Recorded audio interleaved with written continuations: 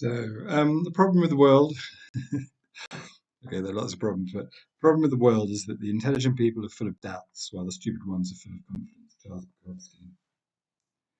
Um, One that is quite resonant with me is, I'm not sure quite why, but John Wayne, his real name's Marion.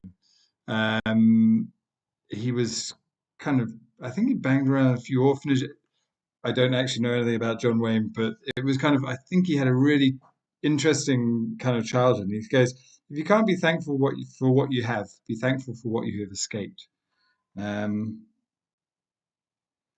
then, if you drink a lot of fruit juice, dilute it 1 to 1, cuts down the sugar, and you can hardly taste the difference. Because the main reason being is there's more sugar in orange juice than there is in Coca-Cola. Um, uh, oh, um, How to get a raise, one way or another.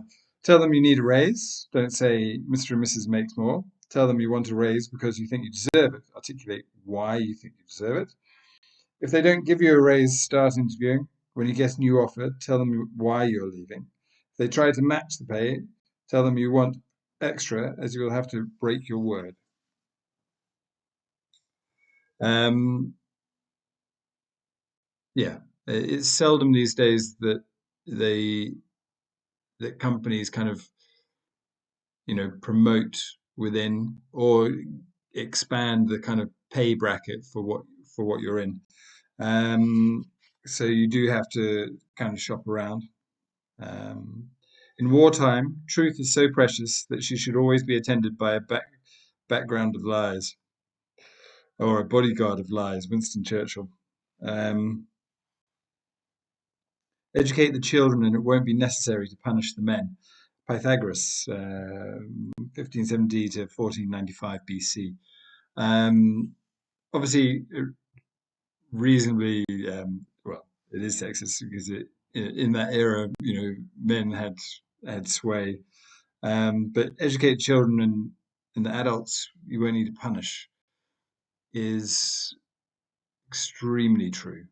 I watch the way the engagement in education children um, has a almost direct correlation to the way they behave with other children, which I imagine is going to have a knock-on effect in their adult life, where they are more adept at hiding the way they are reacting and dealing with things, but may not be changing their base levels. If you want to keep a secret, you must also hide it from yourself. George Orwell.